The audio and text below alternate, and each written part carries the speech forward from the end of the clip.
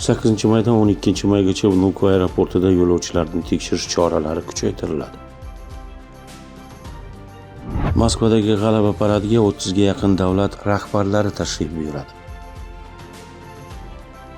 Ozarbayjon xalqaro qidiruvdagi yana bir shaxsni O'zbekistonga topshirdi. O'zbekistonda Moskvaga parvoz qilgan reyslar boshqa shaharlarga yo'naltirildi. Rossiyada kartoshka narxi 2.8 barobar qimmatlashib ketdi. Uning o'rtacha narxi hozir 85 rubldan ko'proq. Sabab 2024-yilda yomon ob-havo tufayli hosil 11.9% ga kamaygani va ekish maydonlari qisqartirilganidir. 8-maydan 12-maygacha Vnukovo aeroportida yo'lovchilarni tekshirish choralari kuchaytiriladi. Yo'lovchilarga aeroportga barvaqtroq kelish tavsiya qilinmoqda. Bu Moskva g'alaba tadbirlari o'tkazilishi bilan bog'liqdir. O'zbekistonda Moskvaga parvoz qilgan reyslar boshqa shaharlarga yo'naltirildi. Bunga dronlar hujumi sabab aeroportlar vaqtincha yopilgani sabab bo'lgan. Moskvada parvoz qilishi kerak bo'lgan ayrim reyslar ham kechiktirilgan. O'zbekiston Airways'ning zaxira aeroportlarida yo'naltirilgan reyslar Ufaga qo'ndi. Namangan, Moskva, Toshkent, Nijniy Novgorod reysi Sankt-Peterburgga qo'ngan. Toshkent, Moskva, Farg'ona, Moskva, Toshkent, Moskva, Samarqand, Moskva reyslari Sankt-Peterburgga qo'ngan. Moskvadagi G'alaba paradiga 30 ga yaqin davlat rahbarlari tashrif buyuradi. Rossiya prezidenti yordamchisi Yuriy Ushakov aytishiga ko'ra, Ulug' Vatan urushidagi g'alabaning 80 yilligi bag'ishlangan paradda 29 davlat rahbarlari ishtirok etadi. O'zbekiston, Ozarbayjon, Armaniston, Belarus, Qozog'iston, Qirg'iziston, Tojikiston, Turkmaniston, Abxaziya, Bosniya va shunga o'xshash davlatlar. Hindiston,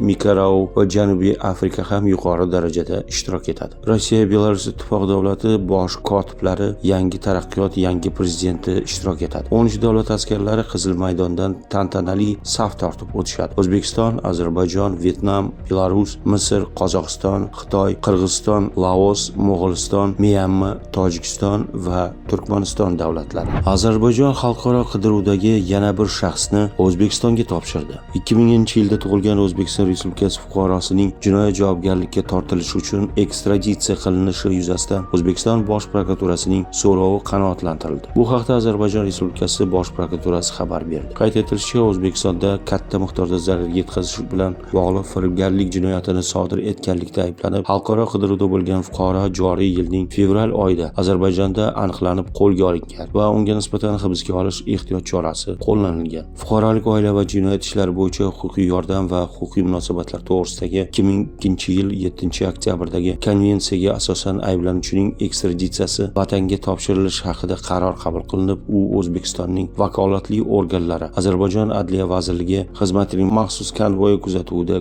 topshirilgan. Eslatib o'tamiz, yuqoridagi konvensiyaga asosan aprel oyida ham 30 va 63 yoshli xalqaro qidiruvdagi shaxslar O'zbekistonga topshirilgandi.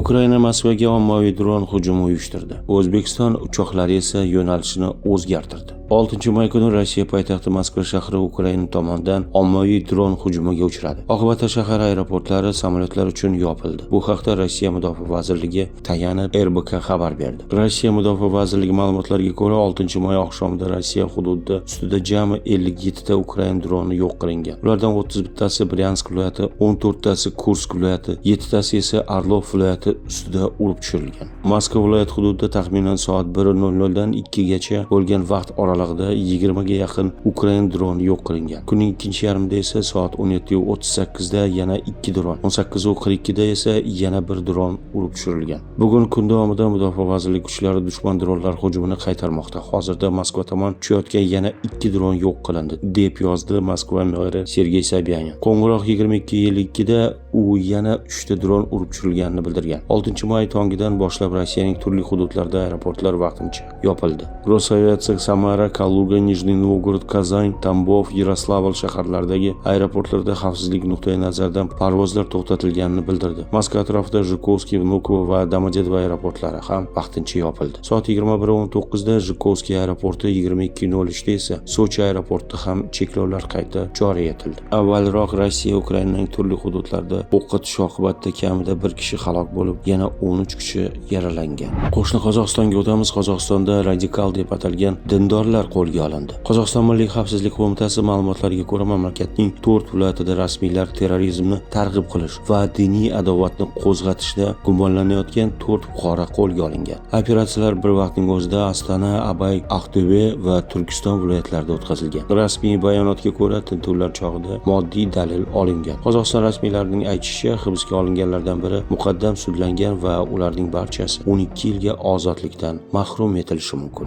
Diqqat, Moskvada internetda uzilishlar. Shu sabab bank ilovalari ishlamayapti, taksi va kuryer chaqirib bo'lmayapti. Markazdagi bir nechta do'kon va restoranlar yopilgan. Do'konlarda to'lov terminallari ishlamayapti. Kassalar faqat naqd pul bilan qabul qilishmoqda. Marketplace'lar xaridorlarga Wi-Fi ga ulanish va buyurtmani olish uchun QR kodni oldindan skrinshot qilishni tavsiya qilishmoqda. Troykani ham bayramdan oldin to'ldirib qo'yish tavsiya qilingan. O'zbekistonga o'tamiz. Poliklinikalarda oilaviy shifokorning oylik maoshi $500, hamshiraniga esa $300 etib belgilanadi. Agar ular malaka sertifikati olsa, shunday miqdorda ustama to'lanadi. Kasalliklarni erta aniqlash, aholiga profilaktika bo'yicha yordam berish va tez yordam hamda statsionar murojaatlar sonini kamaytirish orqali shifokorga yana $500, hamshiraga esa $300 ustama beriladi. Natijada shifokorlar $1.5 gacha, hamshiralar esa $600-800 gacha maosh olishi mumkin. Dasturlarimizni davom ettiramiz. Kommentariyalarga o'tamiz. Assalomu alaykum, hurmatli qonunni yaxshi tushunadiganlar. Rossiyada bir xonali 15 kvadrat metrli kvartiraga necha kishini registratsiya qilish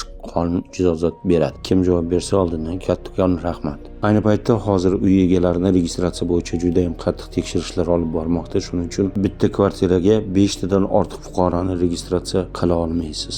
Assalomu alaykum. 25-yil 03:15 chegaraga bordim. Dokument hammasi joyida edi. Qaytib kiritmadi. Bir qanaqaday videoga like bosibman, shunga kirgizmadi. Onam Rossiya fuqarosi. Men qayerga murojaat qilay? Oldindan rahmat. Ibrohim, siz bizga murojaat qilishingiz mumkin. +7 968 012 27 30 WhatsApp raqamimizga yoki Dilshod Davlatovich Telegram kanaliga yozing. Biz sizga yuridik yordam beramiz. Onangiz haqiqatda ham Rossiya fuqarosi bo'lsa, hech qanday qo'rqishga hojat yo'q. Sanjarbek, deport ochilgan odamlar bormi o'zi? Menga ochib beramiz dedilar, men ishonmay turibman. Hurmatli Sanjarbek, deport zapret выдворения shunchaki ochilmaydi. Unga kerakli asoslar bo'lishi shart. Har qanaqangi firibgarlarga aldanib qolmang. Yana bir kommentariya e'tiborimni tortdi. Sulton Salim. Salom, выдворение bo'lgandim. Men chegarada kirib chiqib yuribman. Hurmatli Sulton, выдворение bo'lgan sanani yaxshilab qarang. Выдворение bo'lganingizdan keyin bazaga kamida 1 oydan 3 oygacha bo'lgan muddat ichida siz albatta bazaga tushasiz.